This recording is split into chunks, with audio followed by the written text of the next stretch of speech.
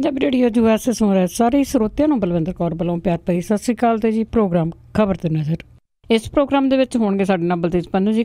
ਕਰਾਂਗੇ ਕੁਝ ਖਬਰਾਂ ਤੋਂ ਪਹਿਲਾਂ ਧੰਨਵਾਦ ਕਰਨਾ ਚਾਹੁੰਦੇ ਸਾਡੇ ਸਪਾਂਸਰ ਦਾ ਜਿਨ੍ਹਾਂ ਨੇ ਇਸ ਪ੍ਰੋਗਰਾਮ ਨੂੰ ਸਪਾਂਸਰ ਕੀਤਾ, ਸਭ ਤੱਕ ਪਹੁੰਚਾਇਆ ਜੀ।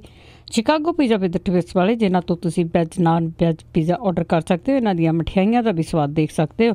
ਪੀਜ਼ਾ ਆਰਡਰ ਕਰਨ ਲਈ ਵਿਜ਼ਿਟ ਕਰ ਸਕਦੇ ਹੋ www.chicagopizzatwist.com ਤੇ। ਇਹਨਾਂ ਤੋਂ ਤੁਸੀਂ 10% ਵੀ ਆਫ ਲੈ ਸਕਦੇ ਹੋ, ਜਿਸ ਦਾ ਕੋਡ ਹੈ 1313। ਖਾਲਸਾ ਇੰਸ਼ੋਰੈਂਸ ਏਜੰਸੀ ਵਾਲੇ ਸੈਨੋਜੇ ਤੋਂ, ਜਿਨ੍ਹਾਂ ਦਾ ਫੋਨ ਨੰਬਰ 4082722500। ਗੁਰਦੀਪ ਸਿੰਘ ਬਿਰਦੀ, ਕਲੋਬਸ ਸਤਨਾਮ ਸਿੰਘ ਸ਼ੇਰਗਿਆਓ, ਸਲਮਾ ਅਸ਼ਾਨਜੀਤ ਸਿੰਘ ਕਲੋਟੀ ਜੁੱਬਾ ਸਿਟੀ ਤੋਂ, ਬਹਾਦਰ ਸਿੰਘ ਗਿੱਲ ਫੌਲਰ ਤੋਂ, ਰਣਵੀਰ ਸਿੰਘ ਰਾਣਾ, ਸੁਰਿੰਦਰ ਸਿੰਘ ਚੌਹਾਨ, ਸਤਨਾਮ ਸਿੰਘ, ਸੁਖਚੈਨ ਸਿੰਘ ਜੀ ਬੇਕਰਸਫੀਲਡ ਤੋਂ ਬਹੁਤ ਬਹੁਤ ਧੰਨਵਾਦ ਕਰਦੇ ਹਾਂ। ਪ੍ਰੋਗਰਾਮ ਨੂੰ ਸਪਾਂਸਰ ਕੀਤਾ, ਸਭ ਤੱਕ ਪਹੁੰਚਾਇਆ ਜੀ। ਸਾਡੇ ਨਾਲ ਜੁੜ ਚੁੱਕੇ ਨੇ ਬਲਤੇਜ ਪੰਨੂ ਜੀ। ਸਤਿ ਸ਼੍ਰੀ ਅਕਾਲ, ਸਵਾਗਤ ਹੈ ਜੀ।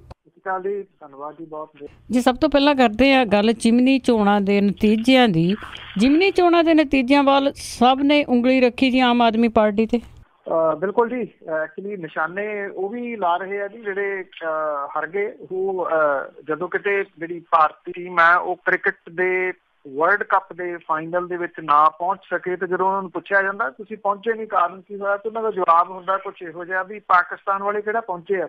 ਉਹ ਇੱਦਾਂ ਦੇ ਕੁਛ ਜਿਹੜੇ ਜੀ ਉਹ ਹੈ ਨੇ। ਚਾਰ ਚੁਫੇਰੇ ਤੋਂ ਜਿਹੜਾ ਵੀ ਆਮ ਆਦਮੀ ਪਾਰਟੀ ਦੇ ਉੱਤੇ ਨਿਸ਼ਾਨਾ ਲੱਗ ਰਿਹਾ, ਲੱਗਣਾ ਵੀ ਚਾਹੀਦਾ ਵੈਸੇ, ਕਿਉਂਕਿ ਜਿਸ ਤਰੀਕੇ ਦੇ ਨਾਲ ਇਹ ਚੋਣ ਲੜੀ ਹੈ ਜਾਂ ਜਿਹੜੀ ਲੀਡਰਸ਼ਿਪ ਹੈ ਜੀ, ਉਹਨੇ ਜੋ ਕੁਛ ਪਿਛਲੇ ਸਮੇਂ ਦੇ ਦੌਰਾਨ ਇਸ ਪਾਰਟੀ ਨੂੰ ਢਾਹ ਲਾਉਣ ਦੇ ਵਾਸਤੇ ਜਿਹੜਾ ਜੀ ਉਹ ਕੀਤਾ, ਉਹਦੇ ਵਿੱਚ ਕੋਈ ਜਿਹੜਾ ਜੀ ਉਹ ਘੱਟ ਨਹੀਂ ਗਾ। ਕੋਈ ਕਿਤੇ ਤੁਰ ਗਿਆ, ਕੋਈ ਕਿਤੇ ਜਿਹੜਾ ਜੀ ਉਹ ਤੁਰ ਗਿਆ, ਜਿਹਦੇ ਨਾਲ 1900 ਵੋਟਾਂ ਹੀ ਹਾਸਲ ਜਿਹੜਾ ਜੀ ਕਰ ਸਕੇ ਰਤਨ ਸਿੰਘ ਕਾਕੜ ਕਲਾਂ। ਨਹੀਂ ਤਾਂ ਅਦਰਵਾਈਜ਼ ਉਹ ਇੱਕ ਭਲੇ ਮਨੁੱਖ ਵਜੋਂ ਜਿਹੜਾ ਜੀ ਉਹ ਜਾਣੇ ਜਾਂਦੇ ਆ।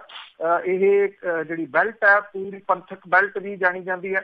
ਔਰ ਕਾਂਗਰਸ ਨੇ ਇਹ ਸੀਟ ਜਿਹੜੀ ਪੰਥਕ ਅਖਵਾਉਂਦੀ ਪਾਰਟੀ ਅਕਾਲੀ ਦਲ ਹੈ ਜੀ, ਉਹਦੇ ਤੋਂ ਖੋਹ ਲਈ ਉਹਦੇ ਘਰ ਦੇ ਵਿੱਚ ਵੜ ਕੇ, ਉਹ ਵੀ ਏਡੇ ਵੱਡੇ ਫਰਕ ਦੇ ਨਾਲ, ਜਿੱਡੇ ਵੱਡੇ ਫਰਕ ਦੇ ਨਾਲ ਕਦੀ ਅਜੀਤ ਸਿੰਘ ਘੁਆੜ ਵੀ ਇਹ ਸੀਟ ਜਿਹੜੀ ਉਹ ਨਹੀਂ ਜਿੱਤ ਸਕੇ। ਸੁਖਬੀਰ ਸਿੰਘ ਤੇ ਵਿਕਰਮ ਸਿੰਘ ਮਜੀਠੀਆ ਹੋਰੀ ਜਿਹੜੇ ਨੇ ਜੀ, ਦੋਨੋਂ ਇਹ ਬੈਠੇ ਰਹੇ ਪੂਰਾ ਸਮਾਂ ਇਸ ਸ਼ਾਹਕੋਟ ਹਲਕੇ ਦੇ ਵਿੱਚ ਜਾ ਕੇ ਪਿੰਡ ਤੱਕ 50-50 ਬੰਦਿਆਂ ਜਾਂ ਇਦੋਂ ਘੱਟ ਦੇ ਜਿਹੜੇ ਇਕੱਠ ਸੀ ਉਹਨਾਂ ਨੂੰ ਵੀ ਸੰਬੋਧਨ ਜਿਹੜਾ ਸੀਗਾ ਜੀ ਉਹ ਕਰਦੇ ਰਹੇ।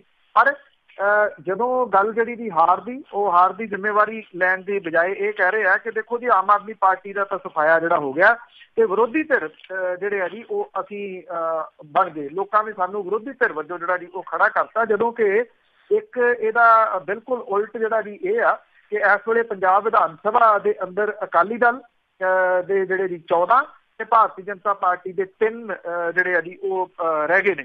ਔਰ ਜਿਹੜੀ ਆਮ ਆਦਮੀ ਪਾਰਟੀ ਉਹਦੇ 20 ਤਾਂ MLA ਜਿਹੜੇ ਜੀ ਉਹ ਹੈਗੇ ਆ। ਲੋਕ ਇਨਸਾਫ ਪਾਰਟੀ ਦੇ 2 ਨੇ। ਭਾਵ ਵਿਧਾਨ ਸਭਾ ਦੇ ਵਿੱਚ 1 ਸੀਟ ਉਹਨਾਂ ਦੀ ਹੋਰ ਜਿਹੜੀ ਆ ਜੀ ਉਹ ਘੱਟ ਗਈ। ਪਰ ਆਮ ਆਦਮੀ ਪਾਰਟੀ ਜਿਹੜੀ ਕਿ ਪਿਛਲੀਆਂ ਵਿਧਾਨ ਸਭਾ ਚੋਣਾਂ ਤੋਂ ਐਨ ਪਹਿਲਾਂ ਇੱਕ ਵੱਡੇ ਥ੍ਰੈਟ ਵਜੋਂ ਉੱਭਰੀ ਸੀਗੀ ਵੱਖ-ਵੱਖ ਸਿਆਸੀ ਪਾਰਟੀਆਂ ਨੂੰ, ਉਹਨਾਂ ਨੇ ਸੁੱਖ ਦਾ ਸਾਹ ਜਿਹੜਾ ਜੀ ਇੱਕ ਕਿਸਮ ਦੇ ਨਾਲ ਲਿਆ। ਨਾ ਸਿਰਫ ਅਕਾਲੀ ਦਲ ਨੇ ਬਲਕਿ ਜਿਹੜੀ ਕਾਂਗਰਸ ਹੈ ਸਣੇ ਜਿਹੜੇ ਜੀ ਮੁੱਖ ਮੰਤਰੀ ਸਾਹਿਬ, ਉਹਨਾਂ ਸਭ ਨੇ ਨਿਸ਼ਾਨਾ ਜਿਹੜਾ ਜੀ ਉਹ ਆਮ ਆਦਮੀ ਪਾਰਟੀ ਦੇ ਉੱਤੇ ਲਾਇਆ ਕਿ ਆਮ ਆਦਮੀ ਪਾਰਟੀ ਦਾ ਬਿਲਕੁਲ ਮੁਕੰਮਲ ਰੂਪ ਦੇ ਵਿੱਚ ਪੰਜਾਬ ਦੇ ਵਿੱਚੋਂ ਜਿਹੜਾ ਉਹ ਸਫਾਇਆ ਹੋ ਗਿਆ।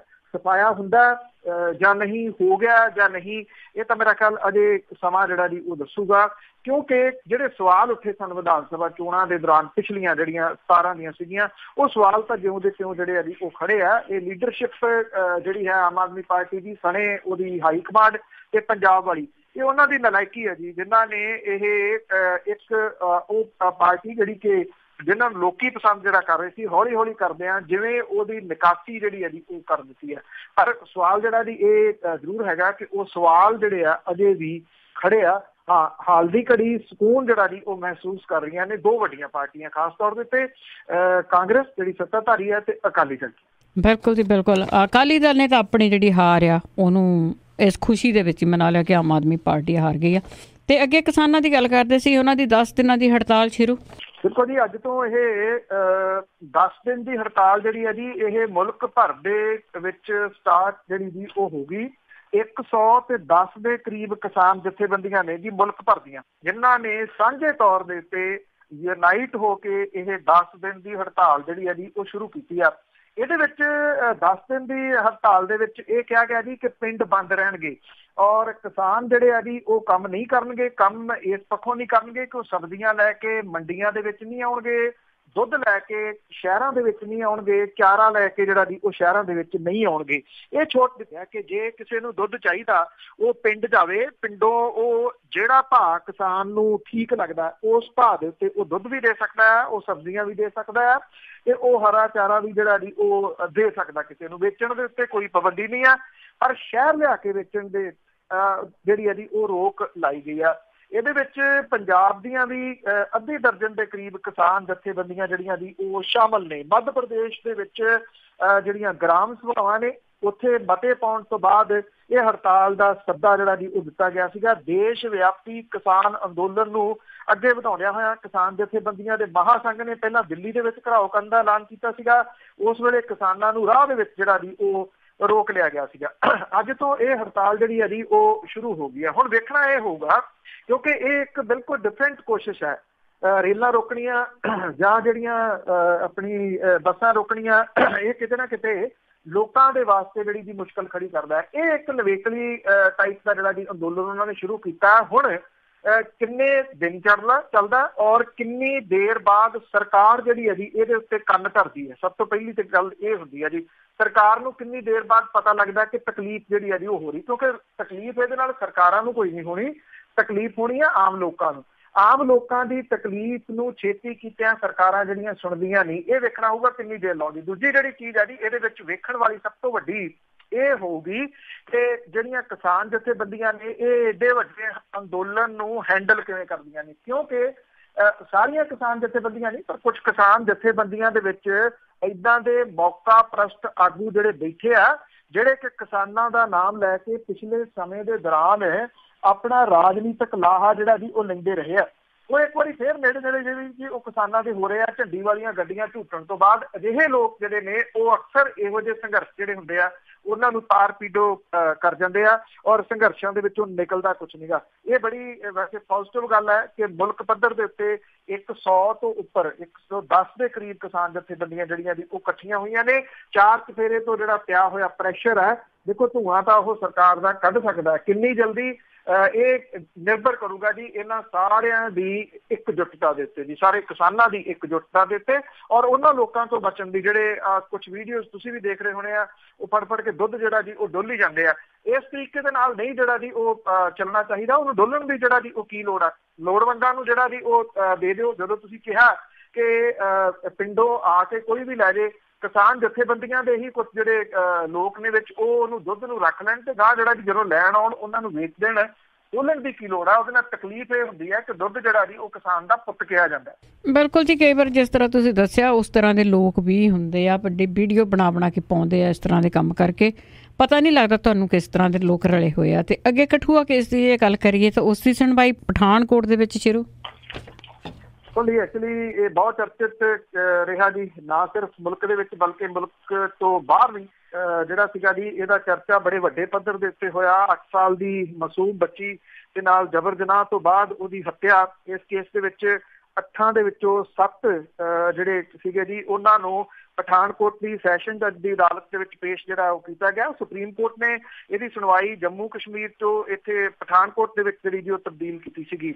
ਦੋਵਾਂ ਧਿਰਾਂ ਦੀਆਂ ਦਲੀਲਾਂ ਜਿਹੜੀਆਂ ਸੀਗੀਆਂ ਜੀ ਉਹ ਸੁਣਨ ਤੋਂ ਬਾਅਦ ਜਿਹੜੇ ਜੱਜ ਨੇ ਉਹਨਾਂ ਨੇ ਚਾਰਜਸ਼ੀਟ, ਬਿਆਨਾਤ ਤੇ ਕੇਸਦਾਰੀਆਂ ਦੀ ਉਰਦੂ ਚੋਂ ਅੰਗਰੇਜ਼ੀ ਦੇ ਵਿੱਚ ਤਰਜਮੇ ਦੀਆਂ ਕਾਪੀਆਂ ਜਿਹੜੀਆਂ ਸੀਗੀਆਂ ਬਚਾਅ ਪੱਖ ਦੇ ਵਕੀਲਾਂ ਸਣੇ ਸਾਰਿਆਂ ਦੇ ਵਾਸਤੇ 4 ਜੂਨ ਤੱਕ ਮੁਹੱਈਆ ਕਰਨ ਦੀ ਜਿਹੜੀ ਹੈ ਜੀ ਉਹ ਗੱਲ ਕੀਤੀ। ਇਹਦੇ ਉੱਤੇ ਐਕਚੁਅਲੀ ਬਹੁਤਾ ਟਾਈਮ ਜਿਹੜਾ ਜੀ ਲੱਗ ਰਿਹਾ ਕਿਉਂਕਿ ਜੰਮੂ ਕਸ਼ਮੀਰ ਦੇ ਵਿੱਚ ਸਾਰਾ ਕੁਛ ਜਿਹੜਾ ਹੈ ਜੀ ਉਹ ਉਰਦੂ ਦੇ ਵਿੱਚ ਹੁੰਦਾ ਤੇ ਇੱਥੇ ਜਿਹੜਾ ਜੀ ਉਰਦੂ ਚੱਲਦਾ ਨਹੀਂ, ਉਹਦਾ ਤਰਜਮਾ ਜਿਹੜਾ ਸੀਗਾ ਜੀ ਉਹ ਕੀਤਾ ਜਾ ਰਿਹਾ, ਜਿਹਦੇ ਕਰਕੇ ਇਹਨੂੰ ਥੋੜਾ ਸਮਾਂ ਜਿਹੜਾ ਜੀ ਉਹ ਲੱਗ ਰਿਹਾ। ਬਚਾਅ ਪੱਖ ਦਾ ਜਿਹੜਾ ਇੱਕ ਐਡਵੋਕੇਟ ਹੈ, ਐਡਵੋਕੇਟ ਦੇ ਇੱਕ ਮੁਲਜ਼ਮ ਲੜਕੇ ਨੂੰ ਕਾਲਜ ਪ੍ਰਬੰਧਕਾਂ ਦੇ ਵੱਲੋਂ ਉਹਦੀ ਅਗਾਊਂ ਜ਼ਮਾਨਤ ਦੀ ਅਰਜ਼ੀ ਦਾਖਲ ਜਿਹੜੀ ਕੀਤੀ ਗਈ, ਜਿਹਦੇ ਤੇ ਅਦਾਲਤ ਨੇ ਜ਼ਿਲ੍ਹਾ ਅਟਾਰਨੀ ਨੂੰ ਆਪਣਾ ਜਵਾਬ ਜਿਹੜਾ ਜੀ ਉਹ ਪੇਸ਼ ਕਰਨ ਦੇ ਹੁਕਮ ਜਿਹੜੇ ਆ ਉਹ ਦਿੱਤੇ ਆ। ਜਿਹੜੇ ਬਚਾਓ ਪੱਖ ਦੇ ਵਕੀਲ ਸੀ ਉਹਨਾਂ ਨੇ ਇਹ ਵੀ ਕਿਹਾ ਕਿ ਜਿਹੜੇ ਇਹ ਮੁਲਜ਼ਮ ਨੇ ਇਹਨਾਂ ਨੂੰ ਪਠਾਨਕੋਟ ਦੀ ਜੇਲ੍ਹ ਦੇ ਵਿੱਚ ਤਬਦੀਲ ਕੀਤਾ ਜਾਵੇ ਕਿਉਂਕਿ ਸਿਕਿਉਰਿਟੀ ਪੁਆਇੰਟ ਆਫ ਵਿਊ ਤੋਂ ਉਹਨਾਂ ਨੂੰ ਉੱਥੋਂ ਲੈ ਕੇ ਆਉਣਾ ਸ਼ਾਇਦ ਜਿਹੜਾ ਜੀ ਉਹ ਜੋਖਮ ਭਰਿਆ ਕੰਮ ਹੈ, ਜਿਹੜੀ ਕਿ ਰਸਤੇ ਦੇ ਵਿੱਚ ਕੋਈ ਘਟਨਾ ਵਾਪਰ ਸਕਦੀ ਹੈ। ਇਹਦੇ ਉੱਤੇ ਵੀ ਨੋਟਿਸ ਜਿਹੜਾ ਜੀ ਉਹ ਜਾਰੀ ਕੀਤਾ ਗਿਆ। ਇਹਨਾਂ ਨੂੰ ਕੀਤਾ ਜਾਂਦਾ ਜਾਂ ਨਹੀਂ, ਇਹ ਅਦਾਲਤੀ ਫੈਸਲੇ ਦੇ ਉੱਤੇ ਨਿਰਭਰ ਜਿਹੜਾ ਜੀ ਉਹ ਕਰੂਗਾ। ਸੁਣਵਾਈ ਜਿਹੜੀ ਹੈ ਜੀ ਉਹ ਲਗਾਤਾਰ ਜਾਰੀ ਰਹੂਗੀ ਜੀ। ਤੇ ਅਗਲੀ ਗੱਲ ਕਰਦੇ ਹਾਂ ਕਿ ਟੋਲ ਪਲਾਜ਼ਿਆਂ ਦੀ, ਕਿ ਪੰਜਾਬ ਸਾਰੇ 'ਚ ਟੋਲ ਪਲਾਜ਼ੇ ਬਹੁਤ ਲੱਗੇ, ਪਰ ਜਿਹੜੇ ਪਹਿਲੀ ਵਾਰ ਟੋਲ ਪਲਾਜ਼ੇ ਲੱਗੇ ਆ ਬਠਿੰਡੇ ਤੋਂ ਜ਼ੀਰਕਪੁਰ 5 ਟੋਲ ਪਲਾਜ਼ੇ। ਅਸਲ ਜੀ ਰਿਹਾ ਜੀ ਕਿ ਜਿਹੜਾ ਇਹ ਖੇਤਰ ਹੈ ਮਾਲਵਾ ਖੇਤਰ, ਇਹਦੇ 'ਚ ਕੋਈ ਟੋਲ ਪਲਾਜ਼ਾ ਨਹੀਂ ਸੀਗਾ। ਬਾਕੀ ਥਾਵਾਂ ਦੇ ਉੱਤੇ ਤਾਂ ਟੋਲ ਪਲਾਜ਼ੇ, ਜੇ ਨੈਸ਼ਨਲ ਹਾਈਵੇ ਦੀ ਗੱਲ ਕਰੀਏ ਉਹ ਤਾਂ ਬੜਾ ਪੁਰਾਣਾ ਹੋ ਗਿਆ ਜੀ।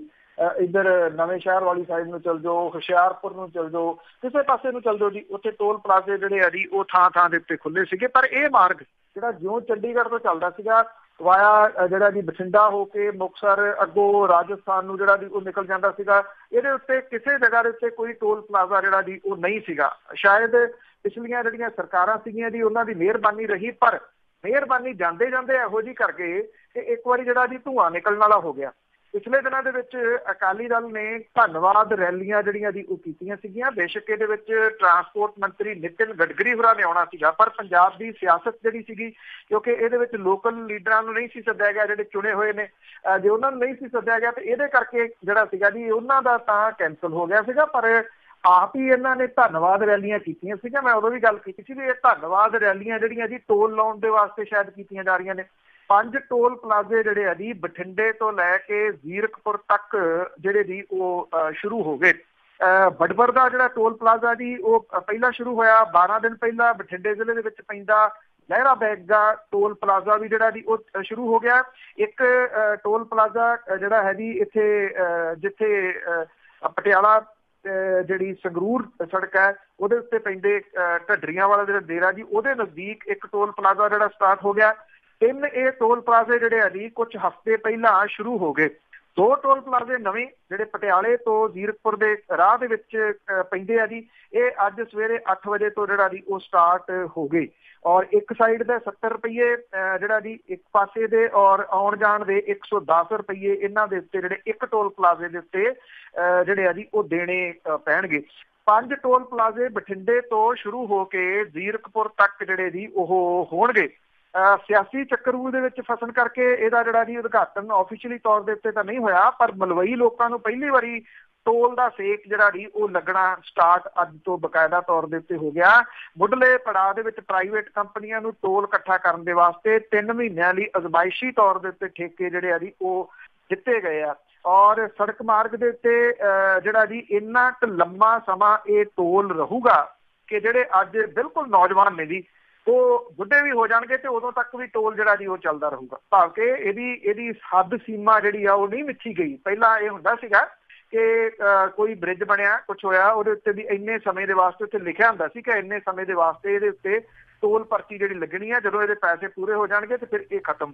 ਇਹਦੇ ਵਿੱਚ ਇਸ ਤਰ੍ਹਾਂ ਦਾ ਕੁਛ ਨਹੀਂ ਜਿਹੜਾ ਜੀ ਹੈਗਾ। ਜੀਦਾ ਦੇ ਲੋਕਾਂ ਨੇ ਕੁਝ ਦਿਨ ਪਹਿਲਾਂ ਰੌਲਾ ਪਾਇਆ ਸੀਗਾ ਕਿ ਉਹਨਾਂ ਨੂੰ ਖੇਤਾਂ 'ਚ ਜਾਣ ਦੇ ਵਾਸਤੇ ਵੀ ਟੋਲ ਜਿਹੜਾ ਜੀ ਉਹ ਦੇਣਾ ਪੈਂਦਾ, ਪਰ ਰੌਲਾ ਰੱਪਾ ਜਿਹੜਾ ਸੀਗਾ ਜੀ ਇੱਕ ਪਿੰਡ ਤੱਕ ਜਾਂ 2-4 ਪਿੰਡਾਂ ਤੱਕ ਹੁੰਦਾ ਹੋਇਆ ਹੀ ਰਹਿ ਗਿਆ। ਉਦੋਂ ਗਾਂਹ ਤੁਰਿਆ ਨਹੀਂ। ਲੋਕ ਜਿਹੜੇ ਆ ਜੀ ਉਹ ਚੁੱਪ ਕਰਕੇ ਟੋਲ ਦੇਣ ਲੱਗ ਗਏ। ਹੁਣ ਜੋ ਤੁਰੋ ਜੀ ਬਠਿੰਡੇ ਤੋਂ ਜ਼ੀਰਕਪੁਰ ਤੱਕ 5 ਜਗ੍ਹਾ ਦੇ ਉੱਤੇ ਖੜੇ ਹੋਵੋ ਤੇ ਥਾਂ ਦੇ ਉੱਤੇ ਪਰਚੀਆਂ ਜਿਹੜੀਆਂ ਜੀ ਉਹ ਕਟਾਉਣੀਆਂ ਪੈਣਗੀਆਂ। ਤੁਸੀਂ ਬੇਸ਼ੱਕ ਨਵੀਂ ਗੱਡੀ ਜਿਹੜੀ ਜੀ ਉਹ ਲੈ ਕੇ ਆਓ ਤੇ ਉਹਦਾ ਰੋਡ ਟੈਕਸ ਜਿਹੜਾ ਦੇ ਕੇ ਨਿਕਲੋ ਤੇ ਨਾਲ ਦੀ ਨਾਲ ਬਾਹਰ ਨਿਕਲਦਿਆਂ ਨੂੰ ਸਾਡੇ ਲਈ ਟੋਲ ਟੈਕਸ ਤਿਆਰ ਹੈ।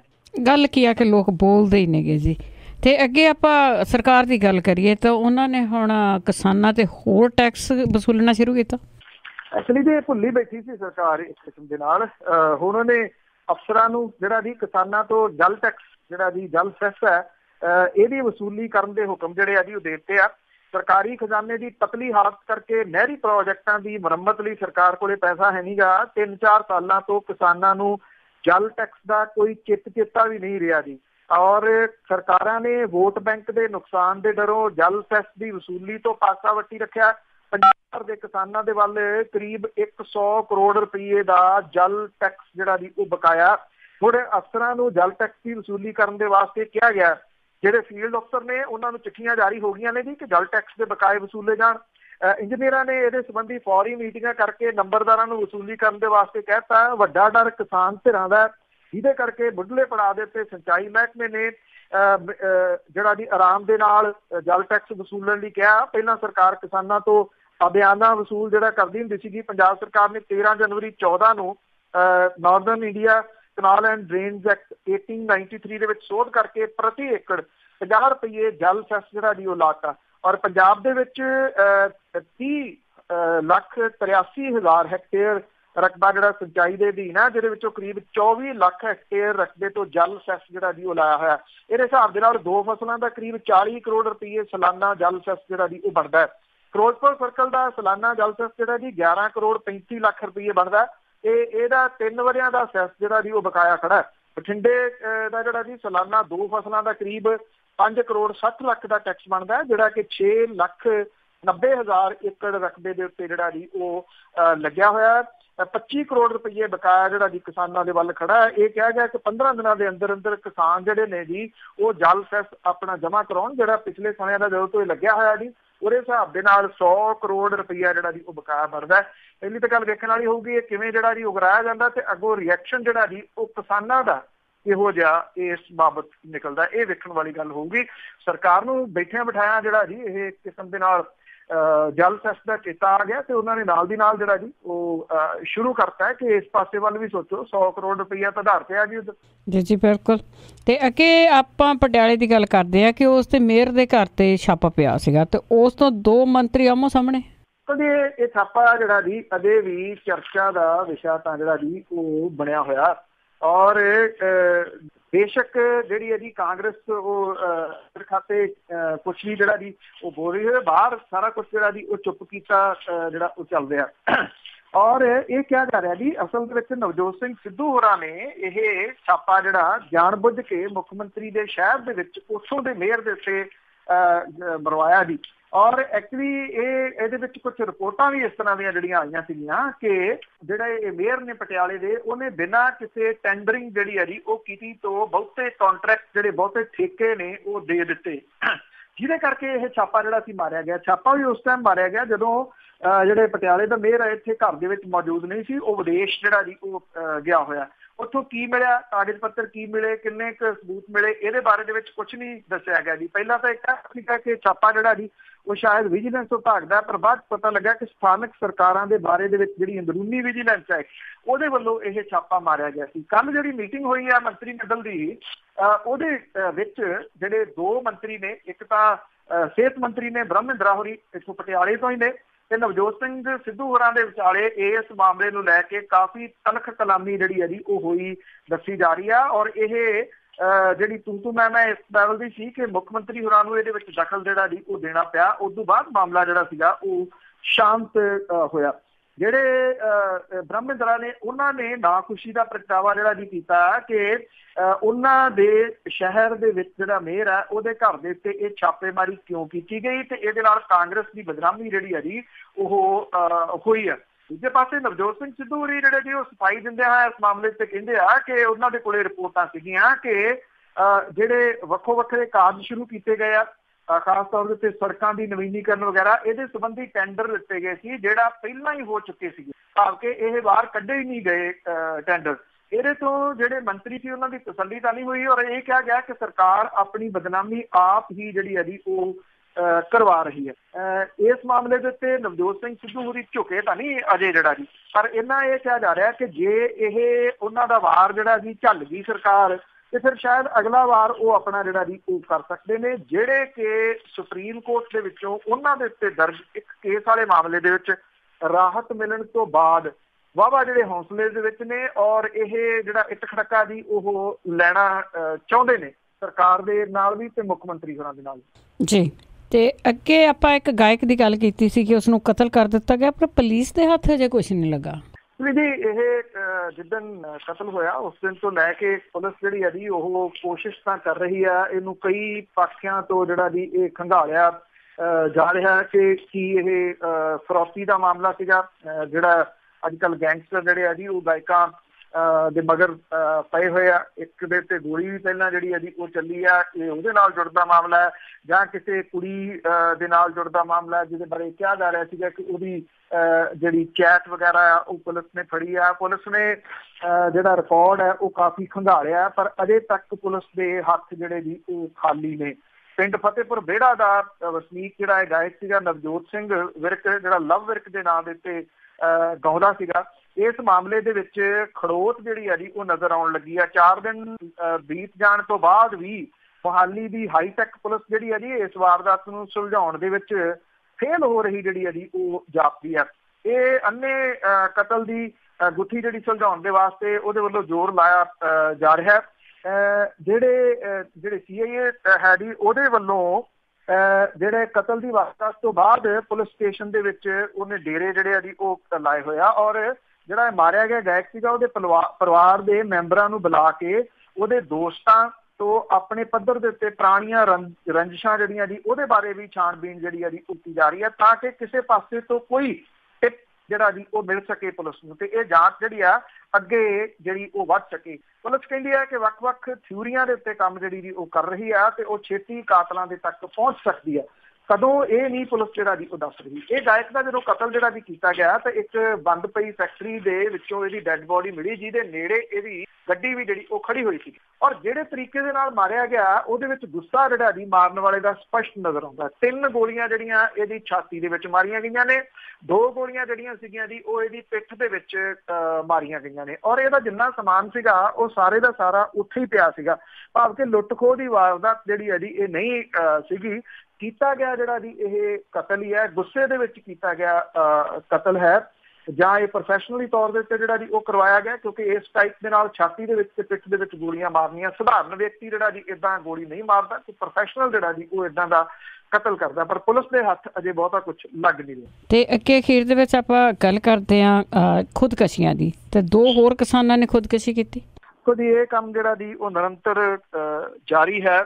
ਸਵਾਲ ਇਹੀ ਹੈ ਕਿ ਜਿਹੜੇ ਸੰਘਰਸ਼ ਕਰ ਰਹੇ ਕਿਸਾਨ ਨੇ ਕੀ ਉਹ ਇਸ ਸੰਘਰਸ਼ ਦੇ ਵਿੱਚ ਕਿੰਨਾ ਕੁ ਜਿਹੜਾ ਜੀ ਉਹ ਸਫਲ ਹੁੰਦੇ ਆ, ਕਿਉਂਕਿ ਜੇ ਸੰਘਰਸ਼ ਦੇ ਵਿੱਚ ਸਫਲ ਨਹੀਂ ਹੁੰਦੇ ਤਾਂ ਬੇਆਸ ਹੋਏ ਕਿਸਾਨ ਜਿਹੜੇ ਨੇ ਜੀ ਉਹ ਖੁਦਕੁਸ਼ੀਆਂ ਦੇ ਰਾਹ ਤਾਂ ਪਏ ਹੋਏ ਆ, ਕੋਈ ਉਹਦੇ ਵਿੱਚ ਕਮੀ ਜਿਹੜੀ ਆ ਜੀ ਉਹ ਨਹੀਂ ਆ ਰਹੀ।